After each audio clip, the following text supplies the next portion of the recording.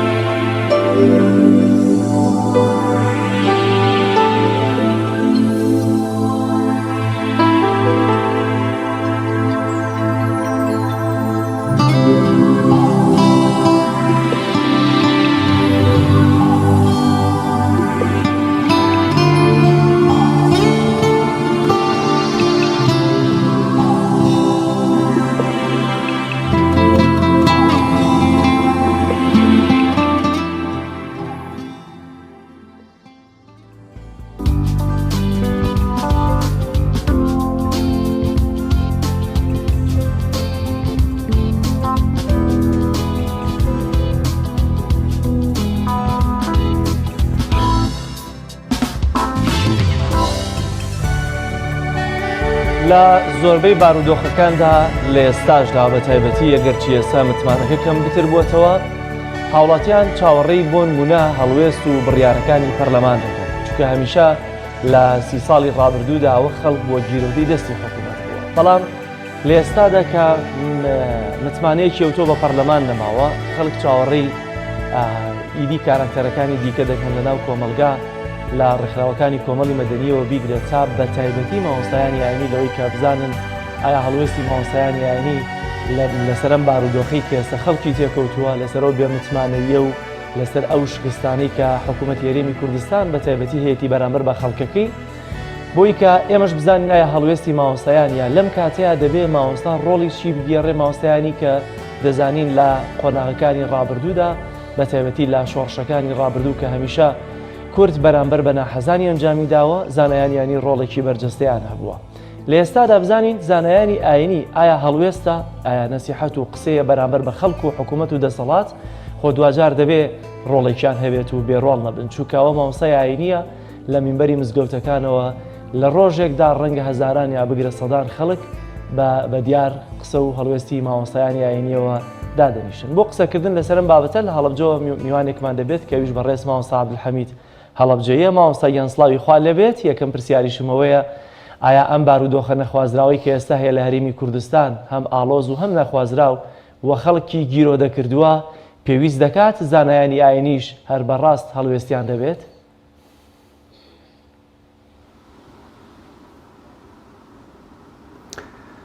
بسم الله الرحمن الرحيم الحمد لله والصلاة والسلام على رسول الله وعلى آله وصحبه ومن والاه حمد سنا بۆ خوای گەورە درود و سڵاوات لە دیاری خۆشەویستمان پێغەمبەری خوا صلی الله عليه وسلم سڵاوی خوای گەورە لە ئێوەی بەڕێز و خۆشەویست و سەرجەم بیسەران و بینەرانی تەلەڤیزیۆنی پەیام خوای گەورە هەمولایەک موفق و سەربەرز کات ئینشاءالله مامۆستایان پێغەمبەری خوا صلی الله عليه وسلم وصفیانەکە العلماء ورثة الأنبياء پێغەمبەر وەصفی زانایانەکە بەوەی کەوە زانایان وارسی پێغەمبەرانن پێغەمبەران سەڵات و سەلامی خۆیان لەسەر بێ وەزیفە و ئیشیان چی بووە ئەوە بووە خەڵکی دەرئێنن لە تاریکی یخرجهم من الظلمات إلى النور خەڵکی لە تاریکیەکانەوە دەرئێنن بەرەو ڕووناکی هەموو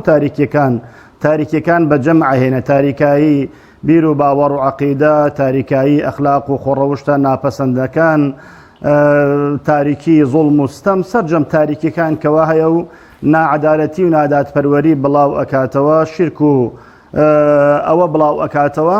ئیشی پێغەمبەران سەڵات و سەلامی خۆیان لەسەر بێن ئەوە بووە کە خەڵکی لەو تاریکیانەوە بێنن بۆ ڕووناکی و پێغەمبەری خوا صلی الله عليه وسلم مەفرمێ زانایان وارسی پێغەمبەرانن بۆیە وەزیفە و ئیشی زانایان پێغەمبەری خوا صلی الله عليه وسلم دیاری کردووەکەوە ئەوەیە خەڵکی لە سەرجەم تاریکیەکان بێنن بۆ ڕووناکیەکان بۆ ڕووناکی ئەوەی کە قازانجی و مەسلحەتی خەڵکی تێدا بێ بەرژەوەندی خەڵکی تێدا بێ ئەوە لە دینی خوا داوا ئەکرێ و مامۆستایان و زانایان کاری بۆ ئەکەن و ئیشی بۆ ئەکەن و پێغەمبەران هەر چۆن سەڵات و سەلامی خۆیان لەسەر بێ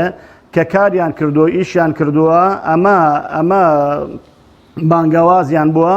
لا ئەسئەلوکم عەلەیه من ئەجر داوای ئەجر و پاداش لە هیچ کەسێک ناکەن ئین ئەجریە ئیلا عەلە الله زانایانیش دائیمەن ئەجر و پاداشتیان لەکوێ داواکەن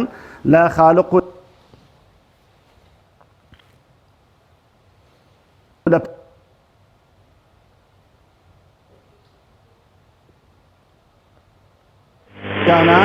وابەستەیە بە سەرجەم سێکتەرەکانی ژیانە وابەستەیە بە سەرجەم ژیانی خەڵکیەوە هەر لە خواناسی و خواپەرستی و پەرستشەوە هەتاکو و کڕین و فرۆشتن و مامەڵە و دەسەڵات و سەرجەمە کۆتم سێکتەرەکانی ژیان مامۆستا دین ڕەبتی هەیە بە هەموو شتەکانەوە ئێمە باز لەوە ئەکەین دین ڕەبتی هەیە بە هەموو ئەوشتانەوە و مامۆسایش دینی خوا و بەرنامەی خوا ئاگەێنێ بۆیە وەزیفەی مامۆسا ئیشی مامۆسا تێکەڵە و شێلراوە لەگەڵ پەرستش و عیبادەتی خەڵکیە لەگەڵ سەرجەم سێکتەرەکانی ژیانی ڕۆژانەی خەڵکیە بۆیە مامۆستای ئاینی زانای ئاینی ناکرێ بە هیچ شێوازێکدا ببڕێ لە کۆمەلگادا ببرێ لە خەڵکی لە هیچ بوارێک لە بوارەکانی ژیانە ئەبێ ڕۆڵ و دەور و ئەرکی خۆی کە هەیەی پێ هەڵبستێ. کەواتە مامۆستا ئێستا کاتێک کە سێری شەقام دەکەین کاتێک کە سێری تۆڕە کۆمەڵایەتیەکان دەکەین کە خەڵک بەگشتی لەوێ خۆی بەتاڵ دەکاتەوە لەسەرەوە بارودۆخی کە حکوومەت بەسەر خەڵکی هێناوە بۆچی یعنی مامۆستایانی ئاینی نابیندرێن کە قسەی جددیان هەبێ ئەگەر هەش بێ بە پەنجە یەک دەست دەژمێرێن زۆر کەمن لە کاتێکا دەزانین کە ئێمە بە هەزاران زانای ئاینیمان هەیە لە هەرێمی کوردستان بۆچی مامۆستایانی ئاینی لەم بارودۆخانەیە ینی بێدەنگن ئایا ئیلا دەبێت لە بارودۆخ و کاروباری مزگەوت و پەرستش و عیبادەتەکان قسە بکەن یاخۆت لەم بارودۆخە نەخوازراوە ئابووری و سیاسی و کۆمەڵایەتی کە لە هەرێمی کوردستاندا هەیە دەبێت بێدەنگ منی هەڵوێستیان هەبێ بۆ بێدەنگن.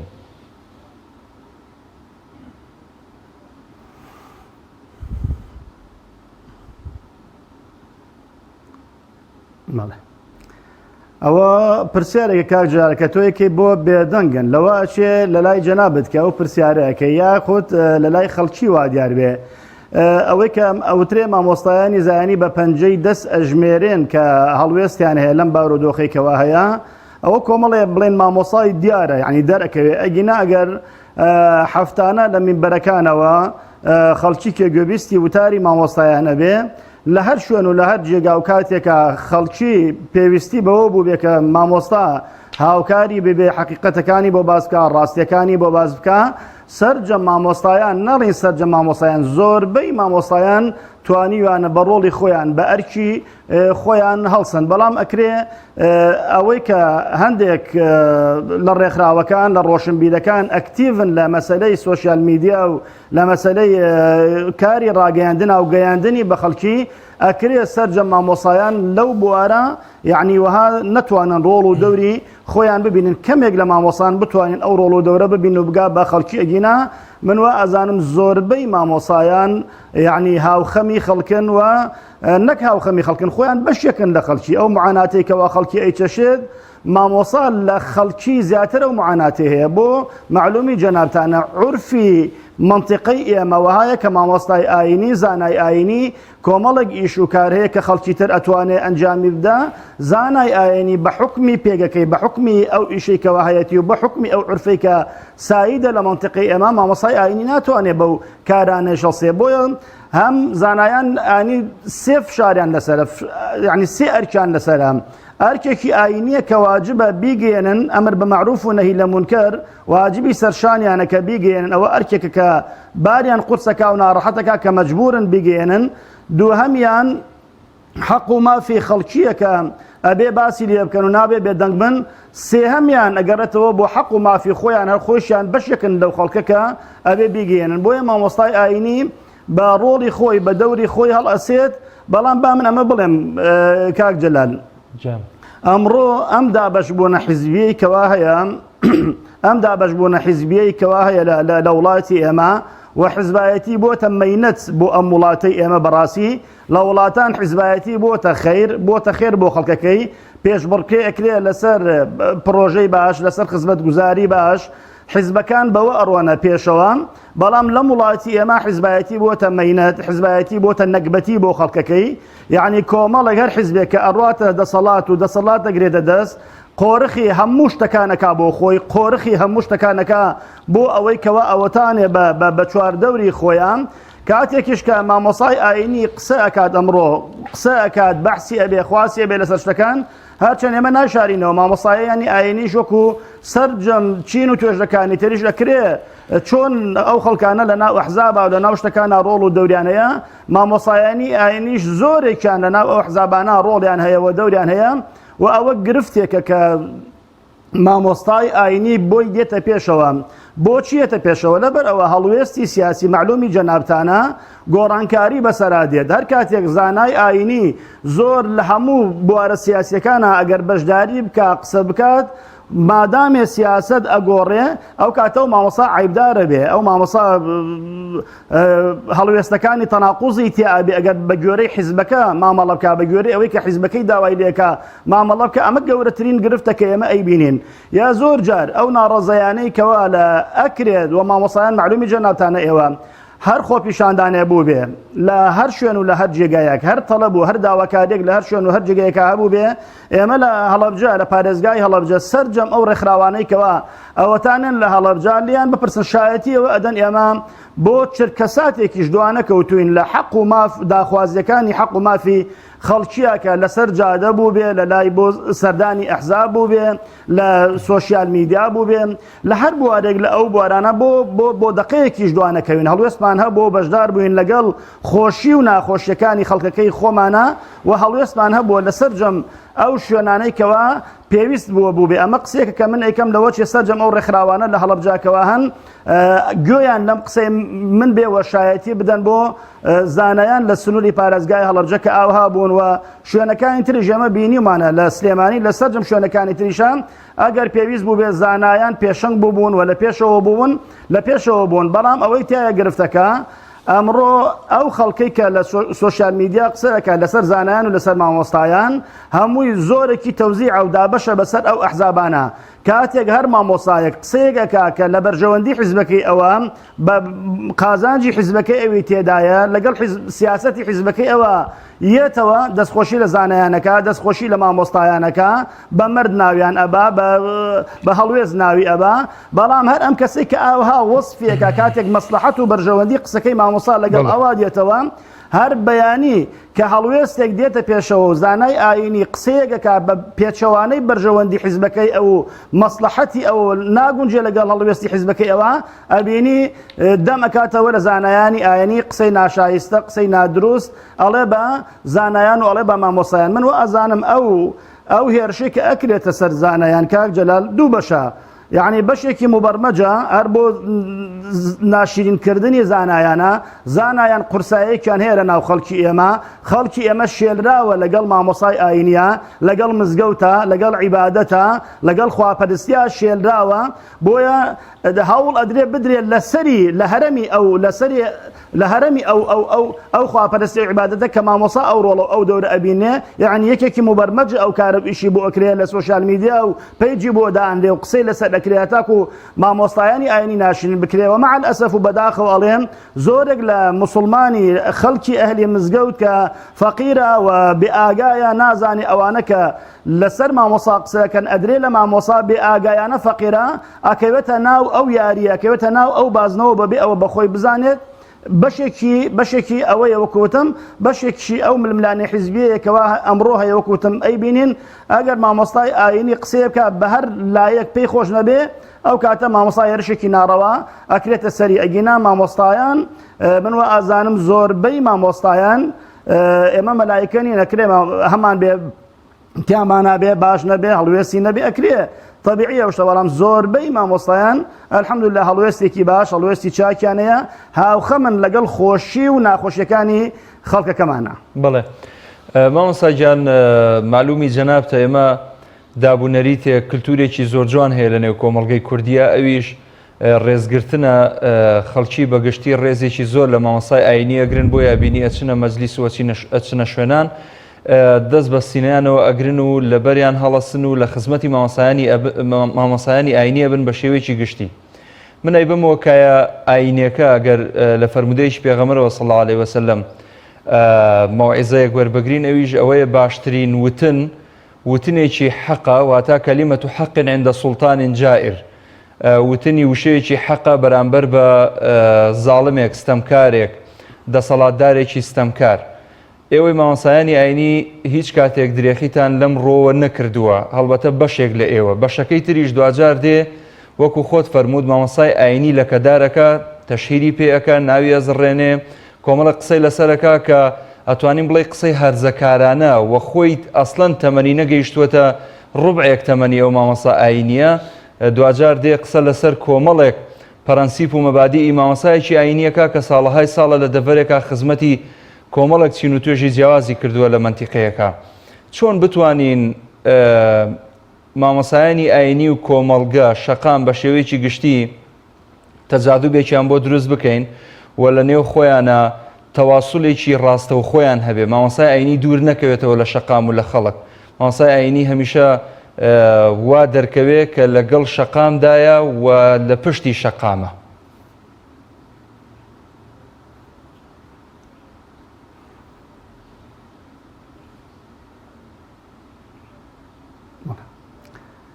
کاک محمودیان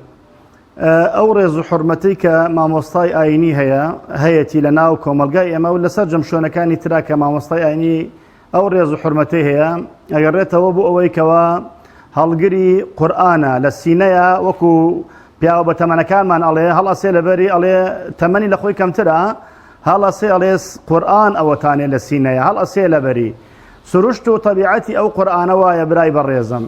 هەر کەسێک لەگەڵ یا بێ و ڕاستکە لەگەڵ یا گەورەی ئەکات بەڕێزی ئەکات ئەوە سروشت و تەبیعەتی ئەو قورئانەیە ئەوەتانێ لەگەڵ قورئان لەگەڵ هەر زەمانێکا بوو بێ زەمانەکەی پیرۆز کردووە لە هەر زەویەکە دابەزی بێ ئەو زەویەی پیرۆز کردووە هەر فریشتە و مەلایکەیەک مامەڵەی کردوێ لەگەڵ یا گەورە و پیرۆزی کردووە هەر ئینسانێ لە ئینسانەکان مامەڵەی کردوێ لەگەڵ یا گەورە و پیرۆزی کردووە شەو ڕۆژەکان کە مامەڵەیان لەگەڵ قورئانا بووە پیرۆز بوون ئەوە سروشتی قورئانە هەر کەسێک لەگەڵ قورئانا مامەڵە بکە گەورە ئەبێ و بەڕێز ئەبێ و پیرۆز ئەبێ و ئێمەی مامۆستای ئاینی زیاتر لەگەڵ قورئانە مامەڵە ئەەکەین لەگەڵ ئەوە کارەکەین بۆیە گرنگە ئێمە ڕاست بکەین لەگەڵ ئەو قورئانە لەگەڵ ئەو پەیامەخوایەکەوە هەیە چەندە ڕاست بکەین چەندە ڕاستگۆ بین چەندە بە جددی و بە ڕاستی و دروستی ئەو قورئانە هەڵبگرین ئەوەنە حورمەتمان زیاترە بێ و ئەوەندە گەورە ئەبین ئاوەها ئەبێ بەڵام خوا پەنامان باگەر ئینسان هەر ڕاستگۆ نەبێت لەگەڵ هەڵگرتنی ئەو قورئانە هەر کەسێ بێ خوای گەورە فەسحی ئەکات خوای گەورە قبوڵی ناکات ئەو کەسە هەر لە دنیا ئابڕووی ئەبە ئەگەر بە درۆوە ئیدعای هەڵگرتنی قورئان بکاو قورئان هەڵنەگرێ ئەوە بەشێکی مەسەلەی گەورەی و پیرۆزی مامۆستا کە خەڵکی بە مقەدەسی سەیرەکەن گەورەی و مقەدەسی مامۆستا لە پەیامەکەوەیە لە هەڵگرتنی قورئانەکەوەیە گنا لە خودی خۆیەوە نییە پێغەمبەری خوا صلی الله عليه وسلم کە خوای گەورە هەڵیان ئەبژێرە پێغەمبەران بە هەڵگرتنی پەیامەکە گەورە ئەبن بۆیە ئەو بەشەکەی تری پرسیارەکە جەنابەت کە ئەفەرمووی مامۆستایان ئەبێ لەگەڵ شەقاما بن معلومی جەنابەتە ئیشی مامۆستا ئیشی زانە ئەوەیە کە پەیامێکی پێ بیگەێنێ بە ئەو خەڵکیە هەر لە خواپەرستی هەر لە ئەخلاق و خوڕەوشتە بەرزەکان هەر لە دادپەروەری هەر لە نەهێشتنی زوڵم هەر لە نەهێشتنی گەندەڵی لە هەموو بوارەکانە مامۆسا هەر چۆن لە منداڵێکە لە دایک ئەبێ بانگ ئەدا بگوێ حتاک و ئەڕاتە ناو گۆڕەکە لەوێ تەڵقینێکە ئەم دوو دیمەنە ئەمەمان پێ ئەڵێ مامۆستا ئەبێ لەگەڵ سەرجەمکایەکانی ژیانی خەڵکیان بەردەوام بێ بۆیە ئەبینین کام مامۆسا موفقە کام مامۆسا کام زانا ناودارە خەڵکی حرمەتی لێگرێ ڕێزی لێگرێ ئەوەی کەوا ئەژی لەگەڵ ئازارەکانی خەڵکیە ئەوەی کەوا ئەژی لەگەڵ خۆشیەکانی خەڵکیە ئەوەی تێکەرە لەگەڵ هەموو کارەکانی ژیانی خەڵکیە ئەو مامۆسا زیاتر ناسراوە زیاتر معروفە زیاتر لە ناو خەڵکیە دەنگ و ڕەنگی هەیە ئەسڵی کاری ئێمە ئەسڵی ئیشی ئێمە نابێت کۆمەڵێ زانا بەو ئیشاسن ئیشی ئێمە وەکو زانە هەمومان ئەوەیەکەوە بەو کارە هەڵبسین لەگەڵ خۆشی و ناخۆشی خەڵکیە هاتوتە پێشەوە کاک مەحمودی بەڕێز برای خۆشەویستم لە سەرجەم شوێنەکانە مامۆستایان قسەمان لێ کردووە ئەمەی کە ئەکرێ بەرامبەر بە خەڵکی زوڵمە ئەمەی کە ئەکرێ بەرامبەر بە خەڵکی ستەمەکە موچەی خەڵکی بەڵێ لە خزمەتین مامۆستاجان دەسوچاو خۆش بێ پەیامەکەت گەیش زۆر ڕوونە یاخوا لەشە ساق بێ و هەمیشە سەربەرز بی لە دنیا و لە قیامەت ئێمە سواسی جەنابە دەکەین ئازیێتمان نای لەشە ساق بێ خوای گەورە جەنابیشت و سەرجە مامۆستایانی ئاینی ڕاستگۆ و خزمەتکاری ئەم خەڵکە و ڕاستگۆ لەگەڵ خوا و خەڵگا ئینشاءڵڵا خوای گەورە دەست بە تەمەنیانەوە بگرێ و ڕەحمیان پێ بکا و ئیمانیان سەلامەت کا و سەبات و ئیستیقامیان پێ ببەخشێ سواز دووبارە بۆ جەنابەت عازێتی کێشە ماڵاوا بێ و لەش ساق بی ئینشاءڵڵا بینەرانی عزیز دەچینە لای ناوبڕێک و پاشان دەگەڕێنەوە لاتان چاکە بریکاری تۆڕی میدیایی کۆمەڵ بۆ دروستکردن و بڵاوکردنەوەی ڕێکلام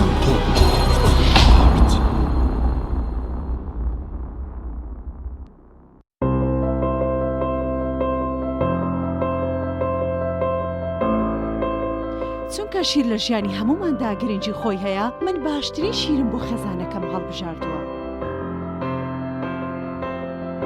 هەموو کات شیری ئاڵتونسا بە منداڵەکانم دەدام بۆ ئەوەی مێشتێکی چالاک و داهێنەرانەی هەبێت من بە شیری ئاڵتونسا کێک و شیرینی دروست دەکەم شیری ئاڵتونسا ڕۆڵێکی گرنگی لە خێزانی ئێمەدا هەیە 100% سروشتی تامێکی نایە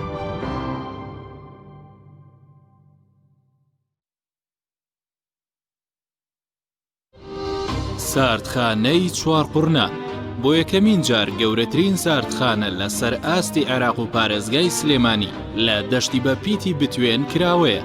ئەم ساردخانەیە سەرمایەیەکی باشە بۆ هەموو جوتیار و خاوەن کێڵگەکان کە چیتر بەرهەمەکانیان هەرزان فرۆش نەکەن سوود لەم ساردخانەیە وەربگرن. لە ساردخانەکەمان توانای پاراستنی 1400 تن بەرووبوومی جیاوازی هەیە کە سەرجەم بەرهەمە کشت و کاڵیەکان لەگەڵ هەموو جۆرە بەرووبوومێکی شیرەمەنی و بەشی تایبەت بە پاراستنی گۆشت و ماسی و مریشک کراوەتەوە و دەتوانن بەکاری بهێنن. ساردخانەکەمان جگە لە بوونی کارەبای 24 کاتژمێری گرنتی پاراستنی سەرجەم بەرهەمەکانی لە ئاستۆدایە. هەمیشە داشکاندنی بەرچاو دەکات بۆ سەرجەم جوتیار و خاوەن کێڵگە پەلەوەریەکان. ساردخانەکەمان بە سەرپەرشتی مامۆستا عەبدوڵڵا و سلێمان شاخەوان. ناونیشان چوارقورنە نزیک پێشانگاکانی فرۆشتنی ئۆتۆمبیل. ساردخانەی چوارقورنە. برنجێک بخۆن کە دڵنیابن لەسەر چاوەکەی چونکە تەندروستیتان لە هەموو شتێک گرنگترە. برنجی سروشتی شیمال باشترین جۆری برنج لە تەواوی دنیا، ئەویش بەهۆی ئەوەی لە خاکێکی بەپیت و جەوێکی شێدار و باراناوی شیمالی ئێراندا دەڕوێت. برنجێکی سروشتیە و هیچ مادەیەکی کیمیایی و حافزەی تێکەڵ نییە و هیچ زیانێکی بۆ سەلامەتی و تەندروستی و قەڵەوی نییە. بگرە زۆریش بەسوودە. پێکاتەوە ڤیتامینەکانی برنجی سروشتی شیمال پرۆتین، ئاو، ڤیتامین ئی، کالیسیۆم، ئاسن، مەگنیسیۆم، مەنگەنیز، پۆتاسیۆم، ڤیتامین B1، B2، B3، B5، B6 واتە ئەم برنجی کارگەکان نییە خاڵی بێت لە ڤیتامین، بەڵکو و چڵتوکە و خۆمان کڕی دەکەین. شێوازی لێنانی لەگەڵدایە. بۆ دەستکەوتنی برنجی سروشتی شیمال پەیوەندی بکەن بە 0حوسەد و 353 27 27 هەر کات تاقیتان کردەوە خۆتان بڵاوی دەکەنەوە.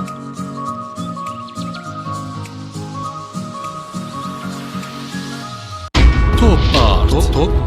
تاکە بریکاری تۆڕی میدیایی کۆمەڵ بۆ دروستکردن و بڵاوکردنەوەی ڕێکلام تۆپ.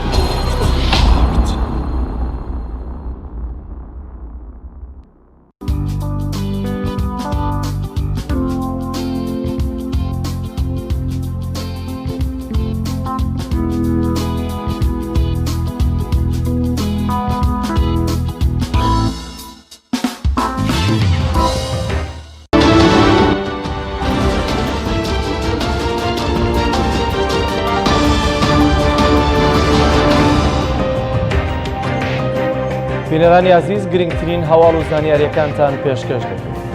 بەهۆی دەستکاریکردنی گول لە تۆپێکەوە دوو گەنج لە هەڵەبجە گیانیان لەدەستدا.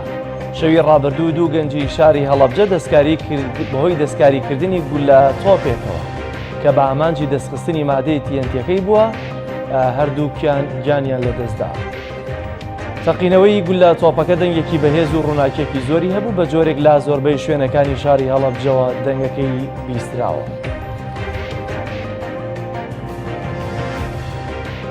سەرۆکی پەرلەمانی کوردستان بڕیاری هەڵگرتنی پارێزبەندی لەسەر سۆران عومەر هەڵوەشاندەوە.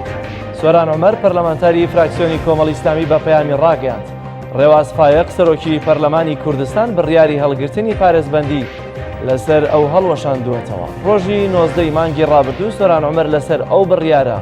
چانەیەکی ئاڕاستەی سەرۆکی پەرلەمانی کوردستان کردووە بۆی کە پارێزبەندیەکەی لەسەری هەڵوەشێنرێتەوە. ئەو ئەندامەی پەرلەمانی کوردستان لەو چانەیەدا کە پێشکەشی سەرۆکی پەرلەمانی کردووە 4 خاڵی خستووەتە ڕوو لە 5 لاپەڕەدا بۆەوەی کە بەپێی بەڵگەکانی ئەو بڕیاری ژمارە 4 تایبەت بە هەڵگرتنی پارێزبەندی لەسەری هەڵبۆشێنێتەوە. لە ئێستادا سەرۆکی پەرلەمان تانەکەی سۆران عومەری قبوڵ کردو و بڕیاری هەڵگرتنی پارێزبەندی هەڵوەشاندووەتەوە. منداڵێک بۆ هۆی نەبوونی پزیشکەوە لە نەخۆشخانەیەکی قەزای کفری گیانی لەدەستدا. کارمەندانی نەخۆشخانەکەش دەڵێن لە هیچ ڕووداوێکی نەخوازرا و بەرپرس نین. لە کفری منداڵێکی تەمەن 9 ساڵ کە نەخۆشی درێژخایەنی هەبووە دوایەوەی حاڵی خراپ بووە دەبرێتە نەخۆشخانەی خالید گەرمیانی، بەڵام بەهۆی نەبوونی پزیشک و مانگرتنی کارمەندانی تەندروستی دکتۆرێک نەبووە تا چارەسەری خێرای بۆ بکرێت. دواتر کەس و کارەکەی منداڵەکە دەبند بۆ نەخۆشخانەیەکی تایبەت بەڵام گیان لەدەست دەدات. لای خۆشیانەوە کارمەندانی نەخۆشخانەکە لە ڕوونکردنەوەیەکدا ڕایان گەیاندووە. حاڵەتی ئەو مناڵە کوتوپڕ نەبووە و نەخۆشی درێژخایەنی و تەنگە نەفەسی لەگەڵدا بووە. ئاماژە بۆ ئەوەش دەکەن ئەوان وەک نەخۆشخانە بەرپرس نین لە ڕوودانی هەر ڕووداوێکی نەخوازرا و کە ڕوو بدات بۆی پێنەدانی موچەکانیانەوە نزیکەی 2 هەفتەیە لە سلێمانی و هەڵەبجە و ئیدارەکانی ڕاپەڕین و گەرمیان پزیشکانی نیشتەجێ و خولاو بایکۆتی دەوامیان کردووە و ڕاشیان گەیاندووە ئەوە باڵی هەموو ڕووداوێکی نەخوازدا و دەخەناستۆی حکوومەتی هەرێمی کوردستان. لە ڕاگەیەندراوێکدا فەرماندەی ئۆپەراسیۆنی سەربازیەکانی عێراق بەزاندنی ئاسمانی وڵاتەکەی لەلایەن فڕۆکە جەنگیەکانی تورکیاوە لە هەرێمی کوردستان سەرکۆنە دەکات. لە بەشێکی ڕاگەیەندراوەکەدا هاتووە کە 18 فڕۆکەی جەنگی تورکیا ئاسمانی عێراقیان بە ڕاستەی شنگال، گوێر، مەخمور و هەولێر بەزاندووە و بە قوڵایی 193 کیلۆمەتر تا قەزای شەرگات لە سنوورەکانی تورکیا هاتوونەتە ئاسمانی عێراقەوە. فەرماندەی ئۆپەراسیۆنە سەربازیەکانی عێراق ڕایگەیاندووە فڕۆکەکانی تورکیا تا درەنگانی شەو و بەرەبەیان بەسەر سنوورەکانی عێراقدا سوڕاونەتەوە و کەمپی پەنابەرانیان لە نزیک مەخمور و شنگال بردومان کردووە. عێراق دەڵێ ئەو ڕەفتاری تورکیا لەگەڵ پابەندیەکانی دراوسێتی ناگونجێت و بەپێ ڕێککەوتن نامە نێودەوڵەتیەکانیش شکاندنی سەروەری عێراقە، بۆیە پێویستە ڕێز لە بەرژەوەندی هاوبەشێر دوو وڵات بگیرێت و ئەو ڕەفتارە دووبارە نەبێتەوە.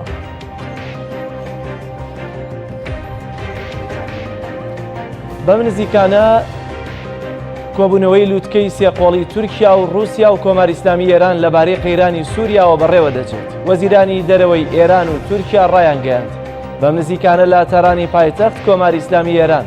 کۆبوونەوەی لووتکەی سێقۆڵی نێوان سەرۆکەکانی تورکیا و رووسیا و ئێران تایبەت بە دۆسیەی سووریا بەڕێوە دەچێت. مەولود چاوش ئۆخلۆ وەزیری دەرەوەی تورکیا لە کۆنگرەیەکی ڕۆژنامەوانیدا هاوبەش لەگەڵ محەممەد جەواد زەریف وەزیری دەرەوەی ئێران لە شاری ئیستانبول ڕایگەیاند.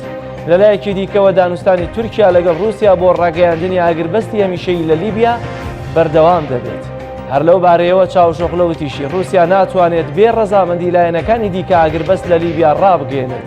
لە بەشێکی دیکەی کۆنگرە ڕۆژنامەوانیەکەدا ڕاگەیەندرا لە یەکی هەشتەوە گەشتە ئاسمانیەکانی نێوان ئێران و تورکیا دەست پێ دەکەنەوە. یانە یۆڤانتۆسی ئیتالی گەیشتووەتە ڕێککەوتن لەگەڵ ئەرکادیۆش میلیکی پۆڵەندی و وەرزی داهاتووە و یاریزانە درێسی خانمە پیرەکە دەپۆشێت. بەپێی هەواڵێکە ڕۆژنامەی ئێلمارتینۆ ئاماژەی بۆ کردووە. یۆڤانتۆس گەیشتووەتە ڕێککەوتنی نیمچە فەرمی لەگەڵ میلیکی پۆڵەندی بەتایبەت لەسەر مەرجە تاکە کەسیەکانی یاریزانەکە. ڕۆژنامەکە ئاماژەی بەوە داوە و یاریزانە ساڵانە 5 ملیۆن یۆرۆ لە یۆڤانتۆس وەردەگرێت. لە ئێستادا خانمە پیرەکە بە دوای ڕەزامەندی کۆتایی یانەکەی باشووری ئیتالیاوەیە تا گرێبەستەکە بە فەرمی ڕابگەێنێت. ڕۆژنامەکە وەشی خستووەتە ڕوو پێدەچێت بێرناردیسکی ببێتە بەشێک لەو گرێبەستە و ڕوو لە ناپۆلی بکات ئەگەر سەرۆکی و یانەیە ڕەزامەندی لەسەر گرێبەستەکەی یوڤی بنوێنێت. هاوینی ڕابردوو ناپۆلی نرخی میلیکی بە 6 ملیۆن یۆرۆ دیاری کردبوو، بەڵام پێدەچێت بۆهی کۆرۆناوە لەم هاوینەدا ئەو بڕا کەم بکرێتەوە. بینەرانی عزیز گرنگترین هەواڵ و زانیاریەکانمان پێشکەشکردن پاش ناوبڕێک درێژە بە پەیامی ڕۆژ دەدەین.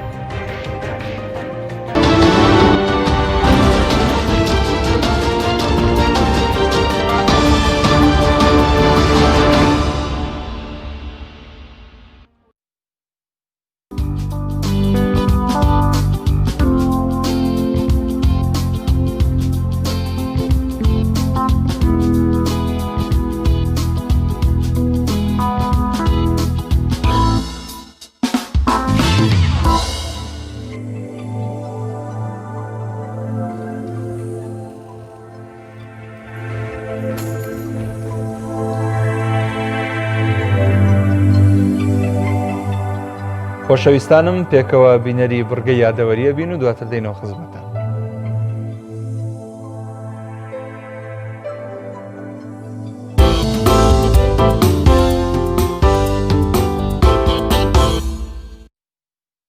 شانزەی شەشی ساڵی 1930 لە درێژەی داگیرکاری وڵاتانی ڕۆژاوایی و چاوچنۆکیان لەسەر ڕۆژهەڵاتی ناوەڕاست و بەردنی خێر و بێر و سەروەت و سامانەکانیان سوپای فەڕەنسا دەستیان کرد بە داگیرکردنی خاکی جەزایری مسلمانان و بە درێژایی 132 ساڵ لەو وڵاتەدا مانەوە و دەیان قەسابخانی ترسناکیان بۆ مسلمانەکانی ئەو وڵاتەدانا و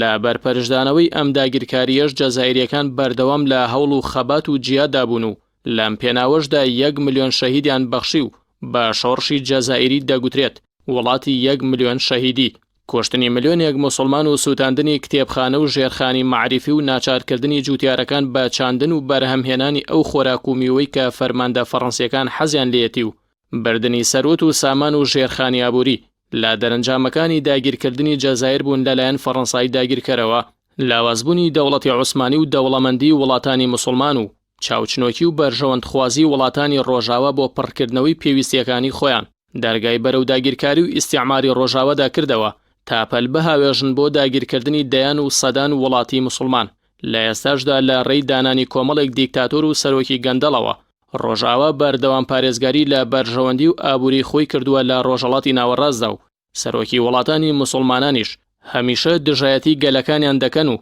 سەروەت و سامانیان بۆ خۆیان و ڕۆژئاوا بەکاردەهێنن. 16 ساڵی 1933 دوای 5 ساڵ لە دامەزراندنی ڕێکخراوی ئیخوان الموسلیمین یەکەمین کۆنگرەی خۆی لە میسر بەست بە ئامادەبوانی پێشەوە حەسەن بەناو باشێکی زۆر لە ئەندامانی باڵای ڕێکخراوەکە.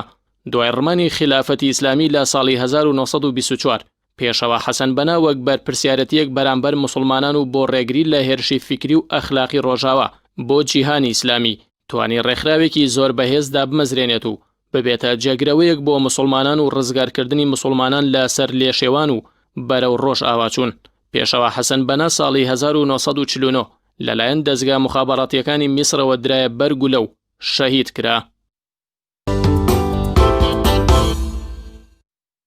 16 ساڵی 2012 دوای کۆتایی هێنان بە حکمی 30 ساڵی حوسنی موبارەک خولی دووەمی هەڵبژاردنە سەرۆکایەتێکی میسر بەڕێوەچوو کە لە 27 پارێزگای ئەو وڵاتە 50 ملیۆن هاوڵاتی بەشدار بوون بۆ هەڵبژاردننی هەریەک لە محەممەد مورسی کاندیدی پارتی ئازادی و دادپەروەری و فەریق ئەحمەد شەفیق سەرۆکوەزیری پێشوو. سەرنجام دکتۆر محەممەد مورسی بووە براوەی هەڵبژاردنەکان و ڕۆژەی 24 شەشی ساڵی 2012 بووە پێنجەمین سەرۆکی ئەو وڵاتە لە ڕێگەی دیموکراسی و هەڵبژاردننی ئازادەوە، بەڵام حکمی عسکەرتارەتی میسر بە هاوکاری دەستگا مخابەڕاتیەکانی وڵاتانی ڕۆژاوە و ئیقلیمی کودەتایەکیان بەسەر دکتۆر محەممەد مورسیدا کرد و لە کورسی دەسەڵات دووریان خستەوە.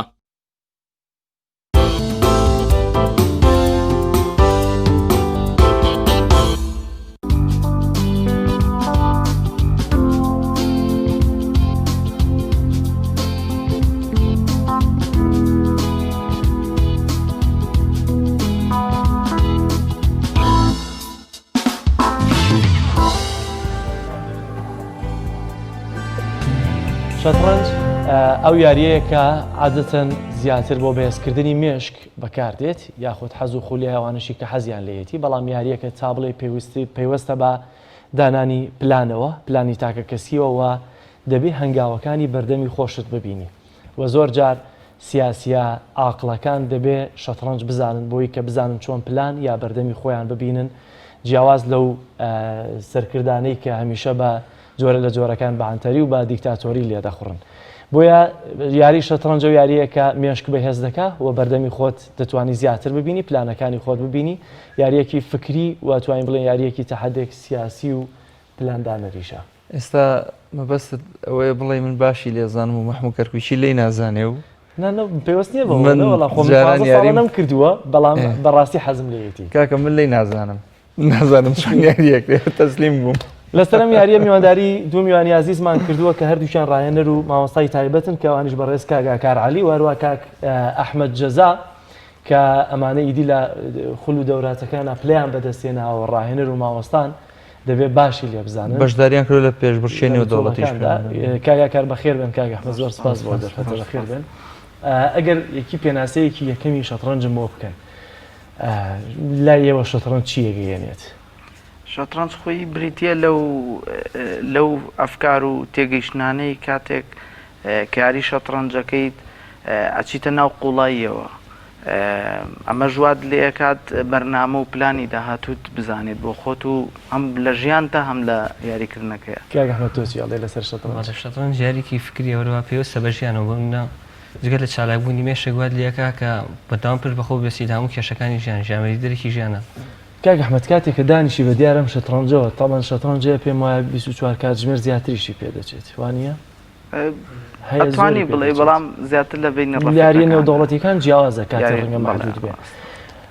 ئێستا کاتێک کە شەترەنج دەکەی تۆ لەگەڵ جوڵەیەکی بەرامبەرەکەتە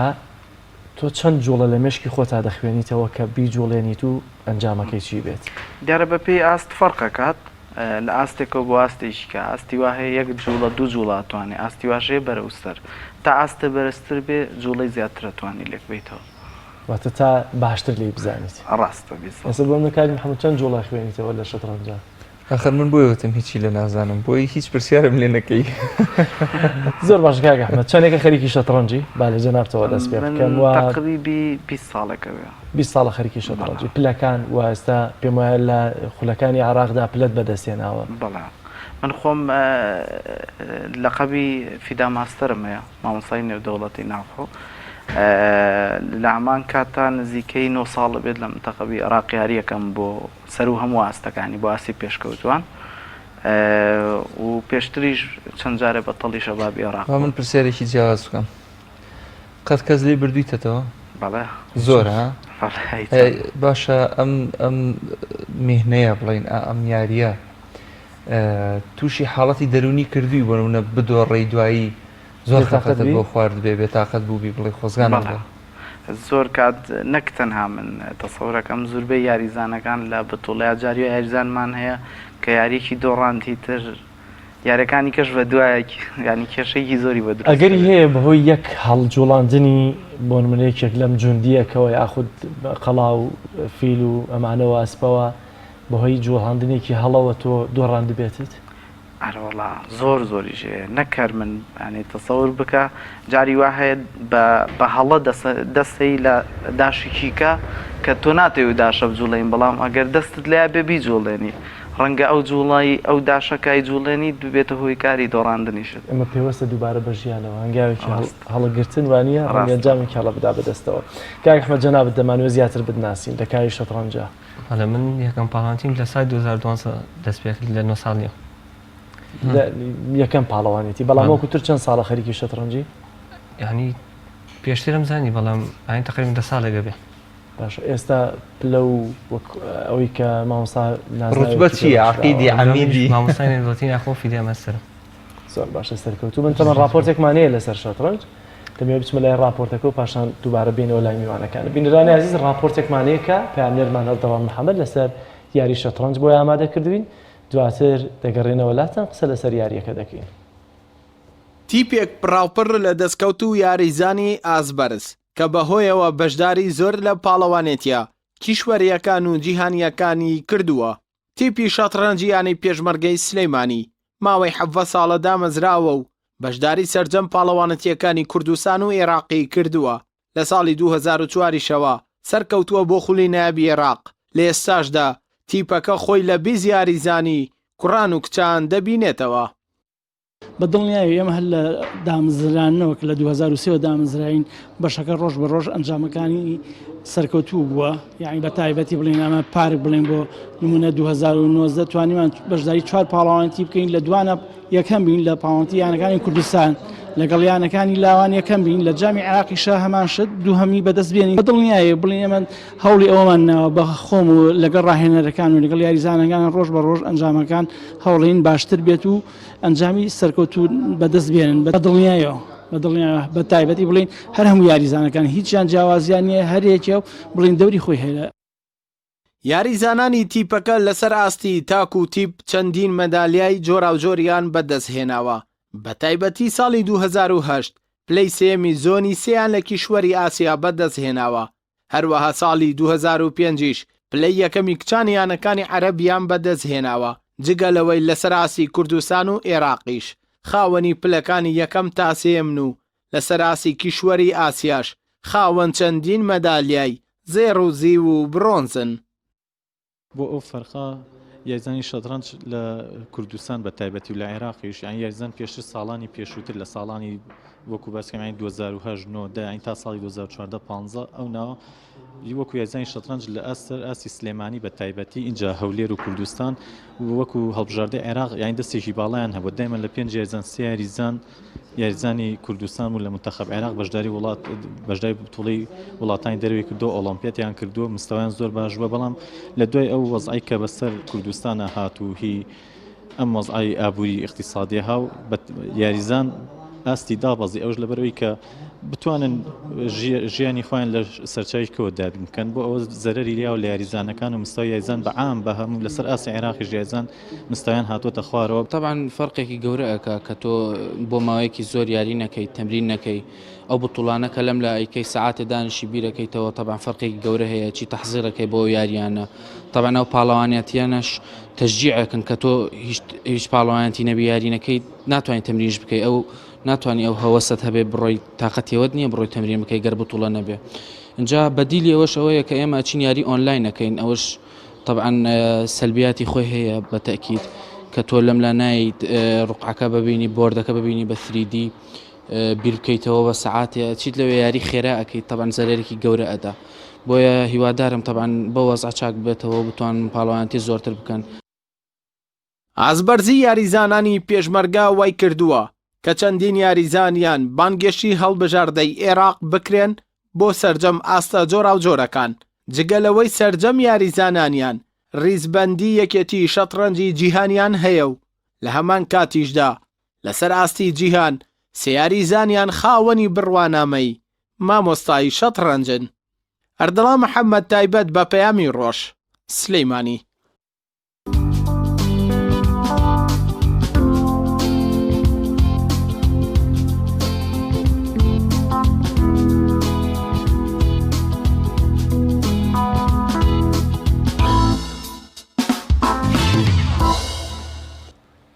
دووبارە سڵاوتان لەبێ عزیزان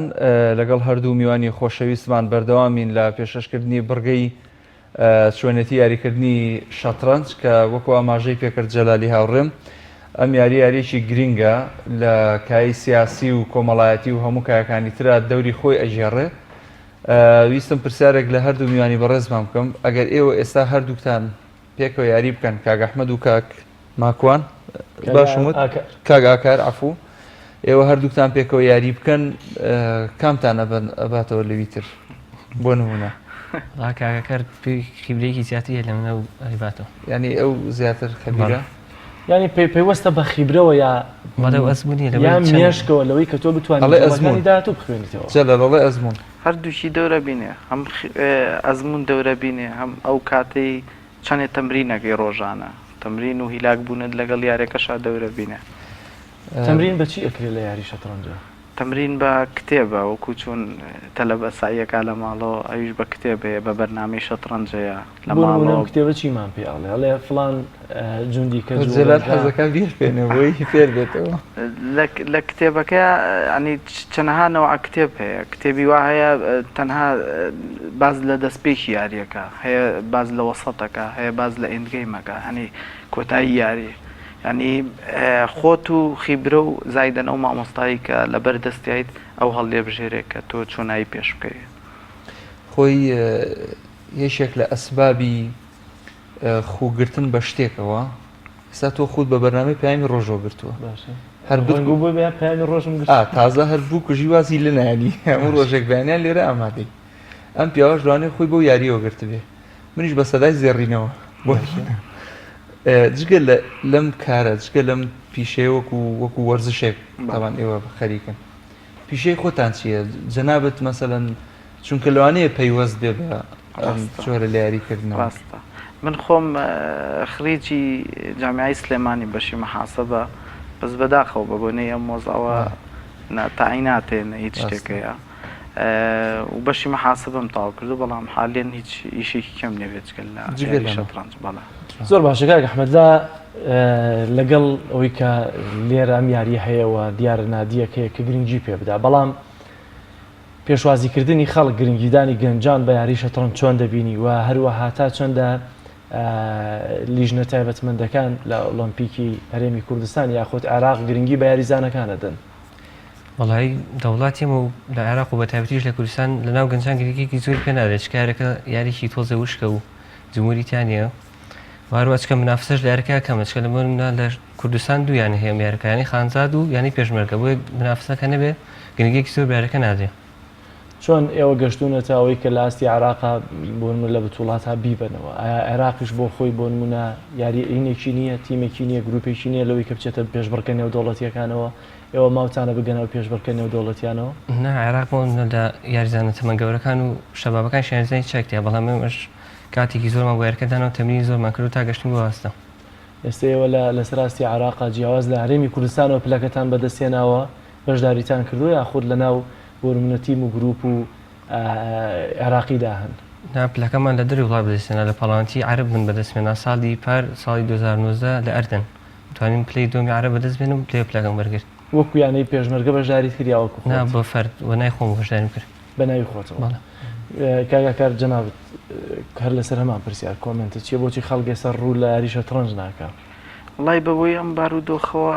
تەسیرێکی زۆری کردوت دیارە نەکات سەر شەترەنج سەر هەموو یاریەکانی کە بەداخەوە و زائیدەن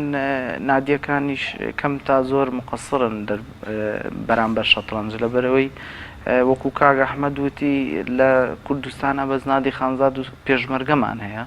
کە ئەمەش بوار بۆ یاریزان زۆر کەمە ڕەخسێ چەندین یاریزانی باشمانەیە بەڵام بواریەوەیان نییە بتوانن لە تیمە یاری بکەن و لە نادیانەکانی عێراق و یانەکانی کوردستان بتوانن ئەگینا بەڕای من زۆر یاریزانی ئازبەر زمانەیە ئەمە وەکو یاریەکانی تر نییە بۆ نمونە تۆپی پێ و هونەری بەرگری و پاسکل سواری و ئەمانە تێچووی بوێ هەرەوەنا شەترەنجێکرد بۆ بکردن ڕەنگە بە 5 ساڵیش نەشکێت یاون نەبێ یان تێک نەچێت بۆچی نادیەکان گرنگی پێ نادەن بۆچی یەکێتی وەرزشیەکانی یاریمی کوردستان گرنگی بەم یاریە نادەن وڵی ئەوە کەوتوتەوە سەر پلانی حکوومەت چۆنایی هەڵسو کەوتەکات لەگەڵ ئەم یاریەیە بەڵام ئەم یاریە چونکە جمهوری نییە بۆیە کەمتر شعبیترەوەکو لە دوو گۆڵیان لە هەر یارێکیکە ئەنجا یاریەکی شەت چونکە پەیوەستە بە بیرکردنەوە زایدەن لە ئەسنای بتوڵەیە ئەو کەسانەی کە ئامادەن سەیری یاریەکانەکەم بۆیان نییە قسە بکەنە بێ دەنگ بن ئەمەش تەسیراتی خۆی هەیە لەوەی کە شعبیەتی کەمتر ببێتەوە دیارە هەر شتێکی شعبیەتی کەمتر ببێتەوە لەلایەن حکوومەتەوە کەمتر پەرەی پێدرێ زۆر باشە جگە لە دەستەواژەی شەترەنج هیچ دەستەواژەیەکی تری بۆ بەکار هاتووە نازانم پێی بوترێ شترەنج بە مانای کەفاءە بە مانای جەودە بە مانای ئەوەش بەکاربێ یاخود ئەو ناوانە چین کە لە یاری شەترەنجا بەکارێنە جگە لە ئەوە پێوترێت جوندی و نازانم قەڵایە چی ئەسپە شتێکی لەم بێتەوە خۆی وشەی شەترەنج لەوە هاتووە کە لە 6 نەوەداش فێکاتوە ئەویش قەڵا و ئەسپ و فیل مەلیک و وەزیر زایدەن جوندی بۆیە لە ڕۆژهەڵاتی ناوەڕاست هەر پێڵێن شەترەنج دیارە کورد و عەرەب و ئەمانە بەڵام لە هەر وڵاتەوە بە زمانی خۆی ناویان لێناوە هەندێک وڵاتیژێ هەر شەترەنجەکە بەکارێن بەڵام زۆری نێسە لە ئینگلیزی پێڵێن چێس لە بەسویدی پێڵێن خاکسکێک ینی بۆیە هەر وڵاتە و ناوی خۆی هەیە نزمترینیان جوندیە و بەرزترینیان وەزیرە ئەی بۆ هین نەبێ بۆ مەلیک نەبێ خۆی دیارە وەزیر بەهێزترین داشە لە شەترەنجەکەیە هەمووشیان بۆ خزمەتکردنی مەلیک لە یاریەکەیان بەڵام وەکو بەهێزترینی و کە قووەتی هەبێ و دەسەڵاتی هەبێ زیاتر وەزیرە سەیری کە کاک جەلال یعنی ئەوەی جوندەکان و شتەکانی تر گیرۆدەی دەستی وەزیرن وەکو ئێستا لە هەرێمی کوردستان گیرۆی دەستی و وەزیری دارایی معاش نادا کەچی لێرەژە هەر وەزیر حکومەکە زۆر باشە کاک ئەحمەد زیاتر لە یاری خۆ تا پشت بە لە کام لەو کاراکتەرانە بەستی لە ناو شەترەنجە وەڵای وەزیر قوتەکەی زۆرەتی لەگەڵ داشکانی ترا بەکارێنی بۆ جم هێرشەکە بەقوتە بێ وەزیر تۆزێکی دەوێت تا ئەیخیتە ناو گۆڕەپانەکەەوە وانە یا دەبێ هەندێک جوندی بە دەرخواردی بدەیت بۆ نمونە تا و کاتێککە دەرکەوێت یاخود ئەوەیە کە وەزیر لە لایەکی دیکەوە پارێزگاری لە مەلیکەکە زیاتر دەکات لەو دۆر و بەرەیە کاتە مەترسی لێ نییە بۆ نمونە تۆ دووری دەخەیتەوە لە مەلیک یاخود زۆر جایشەکە وەزیرت بخورێت ئیدی تۆ لە پەلوپەوە کەویت وەڵی سەرەتا بڵێت جوندیەکان پێشەخەی ئەسپوشتەکانی تر دەرەکەی دیفاعێک بۆ مەلیکەکە دانی ئەنجاری بۆ زیرەکانی یەکسەر ڕاستەخۆ دەست ناکەی بۆ جوم پێویستە بەرگەیەک تاوکە ئەنجا دەستکەی بۆ جوم کاگ ئەحمەد من دەمێ بزانم هەمیشە فەراغی بەرامبەر لە کوێوە دەست پێکا بۆی کە بگەیتە ناو ئەوەی کە ئیدی کیشوماتی بکەیت عفوم کە خۆی زیاد پرسیارەکە دووبارەکەەوە نازانم تیبانی نەبوو بەرامبەرەکە فراغی یا بۆشایی خۆی لەکوێوەدا بەدەستەوە لەوەی کە تۆ بتانی کیشوماتی بکەیت خۆی زۆرینە لە یاری شەترەنجە وەسەتی یاری سنتەر یاری زۆر گرنگە کاتێک هەر لایەک سنتەر یاری بەدەستەوە بێ زیاتر مسەیتەرە ئەمە ژوا کات کە داشەکانی ئەو لایە بتوانێت زیاتر بەرەو پێش بڕوە زۆر باشە جوندی زۆر بە کەم تەرخەم سەیری دەکرێت یا بە کەم سیر دەکرێت لە شەترەنجا تا چەندە جوندی کاریگەری هەیە چکە زۆر جار بە جوندیەکیش ڕەنگە کیشێک بدەیتە مەلیک ڕاستە خۆی بەڕای من گرنگترین داژ لە شەترەنجا جوندیە لە بەرەوەی هەم هەڵەسێ بە بەرگریکردن لە مەلیک هەم هەڵەسێ بە هجوومکردن بۆ سەر بەرامبەر بۆیە بەڕای من جوندی گرنگترین داشە بەلای منەوە لە شەترەنجا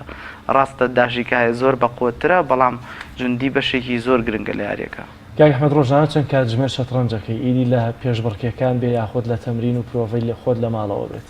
وڵای لەگەڵ کاکەر دێ تەمرینمانە کرد پێشەمەسا لەگەڵ ئەم 3 ساعتمان کرد خەریک بووین ئەچوو ماڵەوە 4-5 ساعت خەریکە بووم خۆشم ئەین دە ڕۆژێکە 8 ساعتم کرد خۆی مۆزا بەس بۆ باشدانشی 8 ساعت زۆر نییە کاتی خۆت تەرخانکەی بۆ یاریەک ئاخرە ئیشەکە منەوە منە سەبوومە هەیە شتێک تێکە من تەلەبم لەگەڵ ئەمەشا ئەو ئیشەکەم بە گرنگی بم کاتەکەم بم بەمە هەمووی چه پێوەستیەکی هەبووە بە ژیانتەوە ئەمە بۆ نمونە لەوەی کە کاریگەریەکی باشی هەبێت لەسەر ژیانی خۆتەوە وڵای کاریگەری چاکبوونەوە جگەل لە خۆشی یارەکە و وڵاتانی دەرەوە بی تێکەڵای کولتورەکانی ترەبی وای ڕاستەکە چوونە دەرەوەی وڵات بۆ ئەم جۆرە شتانە خۆشە زۆر باشم کاگەکەرە ماوەیەکە کەرەنتینە هەبووە نادیەکان دیارە بێکار بوون ئێوە چۆن بەشداریتان لە پێشبڕکیەکان کردووە پێشبڕکی ئەنجام درراوە لەمانە خۆی ئێستا عادەتەن پێشبڕکیەکان بە ڕێگەی ئینتەرنێت و ئۆنلاین نەکرێت بەڵام بەداخێکی زۆرەوە کە ئێستاوای لێ هاتووە لەو بوارەش خەڵکێکی زۆر هەیە غەشەکە هەڵەستێ بە بەکارێنانی کۆمپیوتەر یان کەسێکی کە یارمەتیە ئەمە واکات وا لە یاریزانە بە قوتەکانەکات کە نەتوانن بەشداری هەموو پاڵەوانێت تێ بکەن غەشکردن لە کاتی ئاساییە چۆنە غەشکردن لە کاتی ئاساییە ینی زۆر کەمە لەبەرەوەی حەکەم ئاگادارە یاریزانی کە ئاگادارە جۆرە غەشێک هەیە بەغەشکردن جاری وایە ڕەنگە یاریزانێک بیوە بە یاریزانێکی کە بڵێتەوە یان یاریزانێک بوێت کۆمپیوتەر لە ڕێگەی بەرنامەی کۆمپیوتەریەوە کاتوان هەموو کەسێ داونلۆدی بکات لە مۆبایلەکەی ڕەنگەم کەسە هەستێ بە بەکارێنانی مۆبایل ئەو لە بەردەم تویا دانیشتووە کرێ و بە مۆبایل بەکاربێنێت و ناکرێت بەڵام کاتێک کە ئەچێت بۆ توالێت یان ئەچێت بۆ شوێنێکی کە کەسی لێو دیار نەبێ ئەکرێتە و کارە بکە ینی غەشکردن تەنها لەو ڕێگەوە هەیە بەڵێ چەندین یاریزانیش لەسەر ئاستی نێودەوڵەتی کە ینی بەداخەوە هەستاون بۆ جۆرە خەشکردن باست لە ئۆنلاین لە ڕێگەی ئۆنلاینەوە کرد لە ڕێگەی ئۆنلاینەوە بۆ کاماژت پێکرد هەندێک لە خەڵکی لێزان ئێستا یا شارەزاکانیان نایکەن هیچ مەرجێک هەیە بۆی کە بە ئۆنلاینیش پێشبڕکی شەترەنج بکرێت لە ئێستادا هەندێک پاڵەوانێتی هەیە بڵێ هەندێک پاڵەوانێتی ئێستا بۆ نمونە مدەیەک لەمەوە پێش پاڵەوانێتی عەرەب کرایەوە کە مەرجەکە ئەو بوو ئی وڵاتە عەرەبیەکان بێزایدن وڵاتەکە دیار بێ ناوی ئەسڵی خودت بزانن بە هەمان شێوە ڕێیتینگی نێودەوڵەتیت پێشکەش بکەیت زایدن ئیتیحادەکەشت دام بکە بۆی کە بەشداری پاڵەوانێتێکە بکەیت لە ڕێگەی ئۆنلاین بۆ نمونە کۆمپیوتەرێک ئێستا لێرە کامێرەیەک هەیە من ئۆنلاین دەمەوێت لەگەڵ تۆ یاری بەڵام خۆ دەکرێت یەکێک لەو لاوە بێ پێم بڵێت و لە کامێرەکەشەوە دەرنەچێت ئەگەر لە کاتێکا کامێرە بکەیتەوە ئێستا بۆ ڕێگەگرتن لە غەشکردن زیاتر کامێرە بەکارێنن ئەبێ کەسەکە کامێرە لەسەر خۆی دابنێت بۆی بزانن لەو کاتەیە هیچ غەشێ ناکە بەڵام بە شێوەیەکی عام زۆربەی بتوڵایە ناتوانێت جاری وایە 1000 کەس بەشداری بتوڵێکەکە ناتوانانی کۆنتترۆلیەوە بکەی سەیری هەموو کامێرەکان بکەی لێ کاتە بۆیە هەندێک جار ئەستەمە بەداخەوە لەو ئەسنایە غەشی زۆر ڕۆیە کاک ئەحمەد بەشداری چەند بتوڵەت کردووە وڵای بەشداری زۆر لە ئاسی دەرەوە بەشداری بڵی ئاسیام کردووە بەشداری وڵاتە عەرەبیەکانم کردووە لە ئاسی ناوخۆ بەشداری بڵی عێراقم کردووە بۆ تەمەنی خۆم بۆ گەورەتر زۆر وڵاتەکانی دەرەوە کە ڕۆشتووی چە وڵاتێک بوون بتوڵەکە چەند وڵاتەیە بەشدار بوون وڵای وڵاتی ئێران 4 جار ڕۆشتوم باشە ئێرانەکان پێم وایە زیرەکن لەسەر زۆر بێزن وڵاتی ئیمارات 3 جار ڕۆشتوم وڵاتی هیندستان و چین جارێک لەگەڵ تورکیا لەگەڵ چینیەکان چۆن بووی؟ وڵات چینەکان بتوڵی فەرقی بوو بەنای عراق و یاریمان کرد بتوڵی ئاسیا بە خوار 14 ساڵ پڵی شەشەمان بەدەستێنە عراق یا ئاستی یاریزانانی عراق و ئێوەرمانە لەگە وڵاتانی دیکەیە چۆن ئەگەر بەراوردێکی بکەیت؟ وڵی ئاستەکە چۆن هەمەش یاریزانمان هەیە مۆسا خۆم و چەند یاریزانی تر ئاسیاندی لە ئاستەکانیان نزیک عینلو یاریزانی ترە بەڵام جیازەکەوەیە ئەوە بەردەوام خەریکی یارەکەن هەیە بوومە پاڵاوانتیان زۆر ئێمە لە عێراق 50 توڵە لە مای 200 ڕۆژاگەین بەڵام لە 50 توڵە بۆم ئێرانی دراسیمە لە 2 ڕۆژ هاکات ئەوە جیازەکەیانە 50 توڵە لە 2 ڕۆژە بەڵێ کام لە وڵاتانەی کە بەشدارت کردووەوان ئەبقەرتر بوون یا زۆر زیرەک و لێ هاتووتر بوون؟ وڵای یاخر بتڵەکان وڵاتەکان کە بەشدایم کردو هەر بۆم ئێستا چوومەتە ئێران هەر ئێرانی نەبوون وڵاتەکانی ترتیا بووە هەموو وڵاتەکان بەڵام کوردستانی توڵە کە بەشداریم کردوێ ئەوەی هیندستان بوو. کێ لە بتوڵەکەیە زۆر زەخم بوو؟ هندیەکان بوون یاخود وڵاتان ڕوسیەکان بوو یەکەم ڕوسی؟ بەڵێ هەر بەگشتی پێم ڕوسیەکان لە شەترەنجا یەکەم بن وانە زۆرجار لە هەواڵەکانی شادەی بیستین کارێکار جەنابەت بەشداری چەند بتوڵەت کردووە؟ وەکو عەدەد ڕەنگە عەدەتێکی زۆر بێ وەکو پێم وتی تقریبی نزیکەی 8 ساڵە بەردەوامی من لە منتەخەبی عێراق یاری یەکەم پێشتریش هەر منتەخەبی عێراق بووم لە شەبابە و بتوڵاتی عەرەب و وەکو عەدەد ڕەنگە نەتوانم پێ بڵێم بەڵام عەدەتێکی زۆر و هی دەرەوەی وڵات گرنگە ئەوانش بە هەمان شێواز زۆر بوون؟ بەڵێ لە چەند بتوڵەیە پلەت بەدەستێناوە؟ وەڵی وەکو ئەوەش زۆر خصوصان لە ناوخۆ زۆر بووە لە دەروی وڵات زۆر بووە تقریبا 5 مەدالیام هەیە لە سەراستی عەرەب مەدالیای 2 برۆن 2 فزی و 3 برۆنز. باشە لەوێ وەکو عێراقیەک بەشداریت کردو بەڵام زانیویانە بۆ نمونە کوردی؟ بەڵێ. چۆن هەڵسەنگاندنیان بۆ مێشکێکی کورد کردووە؟ وەڵی ئەوان کەس یاریزانە کوردەکانیان زۆر پێ باشە هەرچەنە لە پاڵ یاریزانە عێراقیەکانیش کە یاریزانی باشیان هەیە بەڵام بە شکڵێکی عام کوردەکان بە باشیە ناسن و پەیوەندیکی زۆر باشیشیان هەیە لەگەڵ ئێمەیە زۆر ڕێزیشمان لێگرن. ئەگەر پرسیارێکی بە شکڵێکی تر پرسیارێ بکەم لە کاتی یاریکردنە ئیستیفزازە بی شتێک حرەکەیەکە کرێ بەرامبرت وای لێ کردبی بدۆڕێ بەبوونی ئەو ئیستیفزاز بوونەوە مەسەلەن یەکسەر مەلیکێکی نابیان وەزیرێکی نابێ و ئەوەنە هەرچی جوندی تێبی خوا بۆ نمونە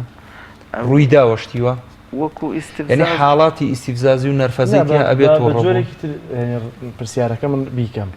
بۆ نمونە لە یاری تۆپی پێە زۆر جار بەرامبەرەکە دێتە لات جنێوێکت پێ دەدا بۆی کە تێکت بە بزانە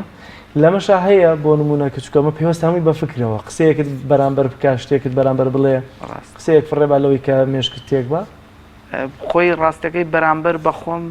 ئەوەی لە خەیاڵم بێ نەکراوە ڕەنگە دوای یاری کرابێ کە دۆڕاندوێتی بەرامبەرەکەم هەڵسوکەوتێکی هەبوو بێ بەڵام لە ئەسنای یاریە بکەم تا زۆر یاریزان ناتوانێت بیکات لە بەرەوەی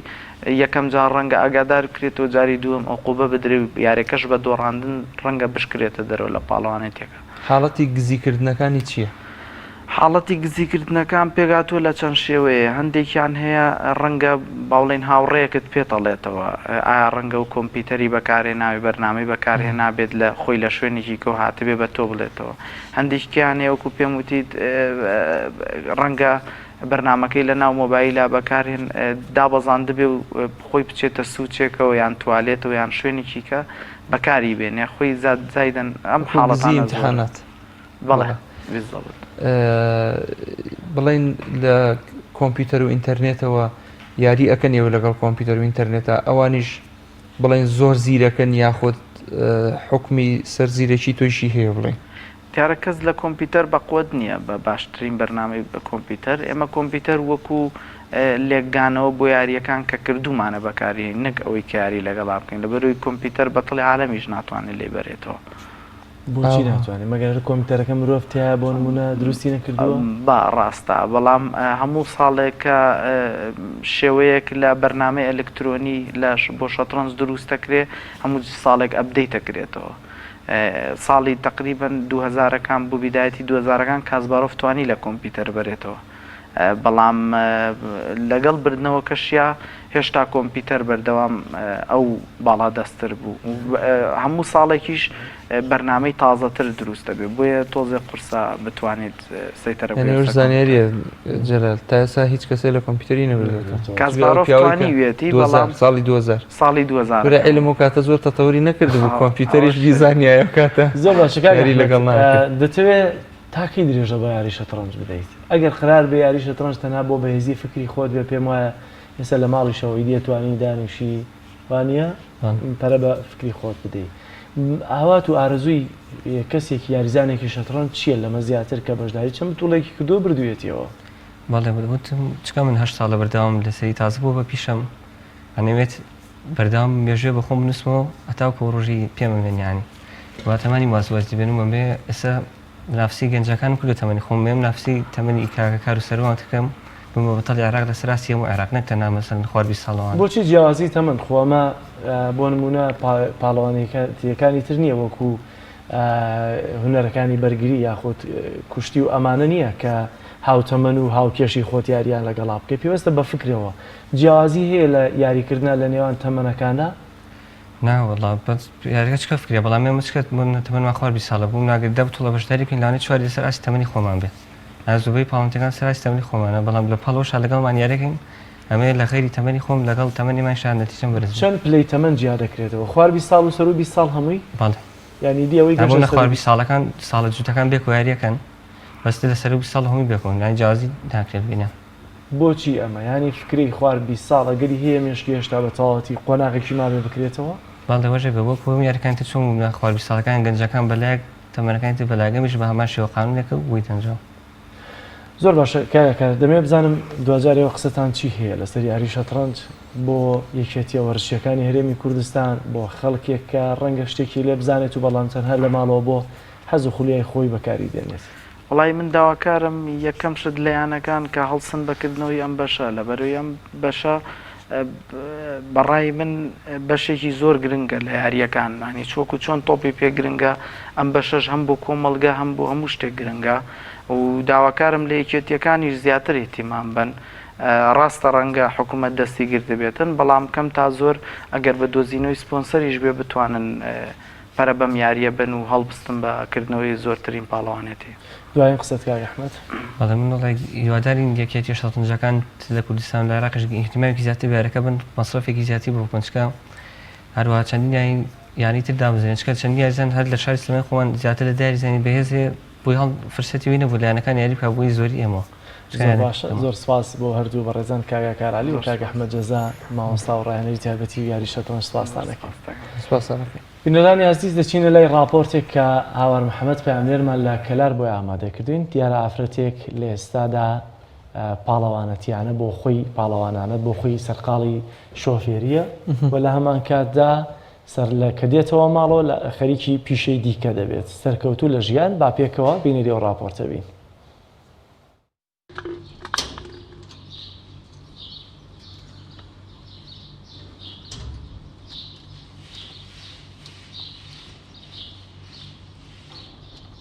زۆرن ئەوانەی بەهرە و تواناکانیان ئەیانکە بە کەسێکی سەرکەوتوو لە بوارەکەی خۆیاندا. سوعاد خاتوونێکی دانیشتووی قەزای کەلارە و بۆتە یەکەمین ئافرەت لە گەرمیان کاری تەکسی و گواستنەوەی هاوڵاتیان و فەرمانبەران بە ئۆتۆمبیلە تایبەتیەکەی خۆی بکات. خاتو سوعاد ماوەی زیاتر لە ساڵێکە دەستی بەکارکردن کردووە و لە ئێستادا 8 کارمەند و فەرمانبەری کۆمپانیا و فەرمانگەکانی کەلار هاتوچۆ پێ دەکات کە سەرجەمیان ئافرەتن. ئەو با دڵخۆشیەوە باس لە کارەکەی دەکات و دەڵێت دوای بوێری و حەزی خۆی بۆ کارکردن باڵپشتی خێزان و هاوڕێکانی وایان کرد دەست بکە بەمکاری ئێستا و زۆر لێی ڕازیە. من کە یەکەم جار کە دەستم کردە ئەم ئیشە ئەم سیارەمە بۆ خۆم سند بۆ شخصی خۆم سندم ئیتر زۆر سپاسی براکانم ئەەکەم کە پاڵپشتم بوون. دووەمیش برایەکی تر بوو زۆر لە براکانی خۆم باشتر پاڵپشتی کردم ئەوش هونەر حەمید بوو تەلەفۆنی بۆ کردم وتی سیارەت هەیە و دوو دادە هەیە هاتوچۆیان پێ بکەیت بۆ بەشی مامۆستایان پرۆژەی مامۆستایان حەز ئەکەن لەگەڵ تۆ هاتوچۆ بکەن و ێژن ئافرەتەوە ئێمە مرتاحین کەکیا ئیتر بەقەد ئەمە 2 ساڵە من ئەم سیارەمە سندووە و هاتوچۆمە ئەو کرد ئیتر ڕقەمەکەم بڵاو بووەوە ئیتر سپاس بۆ خوای گەورە ئیساتە تەلەبەی زانکۆش و هەم مۆزەفیش هاتوچۆ پێ ئەەکەم لە 8 دەستەکەمە مۆزەف گلێرۆکردن هەتاکو سەعات 9 لە 9 هەر هەمویان دابەش ئەەکەم دوای ئەوە هەم لە یەک دووبارە کۆیان ئەەکەم و گوشە زۆر مرتاحن تەکما و بوونەتە هاوڕێیەکی وەهاینە ئەگەرەکەی ڕۆژە دوان دەوامیان نەبێت تەلەفۆنەکەن بۆ یەکتری و هەواڵپرسی یەکتری ژەکەی ئەوەی زیاتر وای لە سوعات کردووە بەردەوام بێت ڕەزامەندی سەرنشینەکانیەتی لە کاتی هاتوچۆکردنیان لەگەڵ ئەودا وەک خۆیان دەڵێن زۆر دڵخۆشن لەگەڵ سوعاتدا چونکە لەگەڵ شۆفێرێکی ئافرەت زیاتر ئاسوودەترن بۆ هاتوچۆ و گرفتیان نابێ هەر کات و بە هەر شێوەیەک بێت لەگەڵ یا بڕۆن بۆ سەرکارەکانیان. سەبارەت بە سوعات خان من دەستخۆشی لێ یەکەم بە تایبەتی دەستخۆشی لە خانەوادەکەم کە پشگیرێکی تەواویان کردەوە بۆم کارە ئەویش کاری تەکسی لە ڕێگەی ژمارە مۆبایلەکەیەوە من خۆم وەکو کارمەندێکی حکومەت زۆر مرتاحم بم کارێەوە نەک هەر خۆم بەڵکو تەواوی خانەوادەکەیشم زۆر مرتاحین پێی لە کاتی خۆیان ئەمان باتە شوێنی مەبەست و ئەمان هێنێتەوە بەبێ ئەوەی دوابکەوێت مرتاحەکەی ئەوەیە کە ڕەگەزی مێ وەکو خۆمانە من پێشتر ڕەگەزێکی پێ بووکە سایقمان بوو هیچ مرتاح نەبووین لەگەڵێ بۆ نمونە هەنێ جار هەیەیان دو ئەکەوینیان نەخۆشینیان سوتە شتێک لەو حاڵەکەتایە ئەو زۆر بە تەحمل لە تەکمانە زۆر بە سەبرە نەدووە ئەکەوین و نە هیچێکی هەنێ جاریش ڕێخستنمان حازرین بۆ دەوام زۆر ئاسایی لە ناو سیارەکەیدا دەسوعاتە خۆمان ڕێکە خەین و خۆمان حازرەکەین بۆ دەوام. وێڕای شارەزاییەکی باش و بوێریکی زۆر لە شۆفێری بەڵام سوعات نیگەرانی خۆی لە هەڵسوکەوت و کاردانەوەی ڕەگەزی بەرامبەر لە کاتی شۆفێریکردن ناشارێتەوە و دەڵێت زۆر جار تووشی کێشە دەبێتەوە بەهۆی ئەوەی دەبینن ئافرەتێک شۆفێرە تووشی کێشەی دەکەنەوە لە ڕێگا و بانەکان. وەڵام من خۆم لە ڕاستیە یعنی لەم شاری خۆمانەوە پیا و جاری وا هەیە سایەقی پیاوە کە ئەداتە لاتە ئافرەتە بۆ نمونە یان ئەچوات زۆر ڕەماشت بوو ئەکایان هۆرێنت بۆ لە بەسپاس بۆ خوای گەورە من گوێ لە ئەو شتانە نادەم. سوعات ئێستا بژێوی ژیانی خۆی لە ڕێگەی ئەم کارەیەوە دابین دەکات و بۆتە سەرچاوەیەکی داهات بۆی هەروەها کاتەکانی تریشی لە ماڵەوە بەکاری درومان و بەرەکدووری بەسەردەبات ئەو پێی وایە کچان و ژنانیش دەبێت خاوەنکاری خۆیان بن و توانا و بەهرەکانی خۆیان نەشارنەوە و بەردەوام هەوڵ بۆ بەرەو پێشبردن و سەرکەوتنی خۆیان بدان. هاوەر محەممەد کەناڵی ئاسمانی پەیام تایبەت بە بەرنامەی پەیامی ڕۆژ.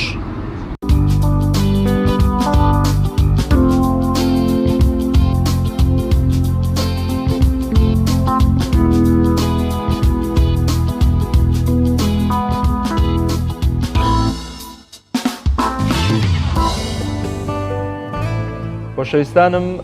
تەواوی بڕگە و بابەتەکانی پەیامی ڕۆژتان پێشەش کرا لەگەڵ جەلال محەممەد لە خزمەتی وی عزیز و خۆشەویستین